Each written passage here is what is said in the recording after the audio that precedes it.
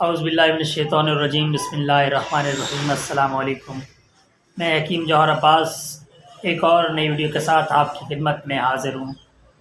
محترم ناظرین، آج کل بہت سارے لوگ جو ہیں وہ قبض کا شکار ہیں، اور خاص طور پر جن لوگوں نے قربانی کا گوشت بہت زیادہ کھایا ہے ان کو قبض کا مسئلہ جو ہے وہ بہت زیادہ درپیش آ رہا ہے۔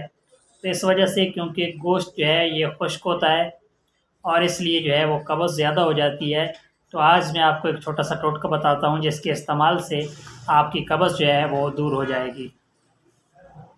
تو آپ کو اگر قبض کا مسئلہ ہے تو آپ روزانہ کی بنیاد پر تقریباً 12 عدد مغز بادام لیں اور رات کو پانی میں بھگو دیں، اور ساتھ میں 5 عدد دانہ جو ہے وہ کشمش کا آپ وہ بھی ساتھ میں پانی میں بھگوئیں، اور صبح نہار منہ باداموں کو چھیل کر آپ اسے نہار منہ استعمال کریں۔ انشاءاللہ جسم میں بھی طاقت آئے گی اور قبض جو ہے وہ بھی دور ہوگی، اور آپ کا جو معدہ ہے وہ بھی اچھے طریقے سے ورک کرے گا اور خشکی بھی دور ہو جائے گی۔ تو ملتے ہیں اگلی ویڈیو میں، تب تک کے لیے اللہ حافظ۔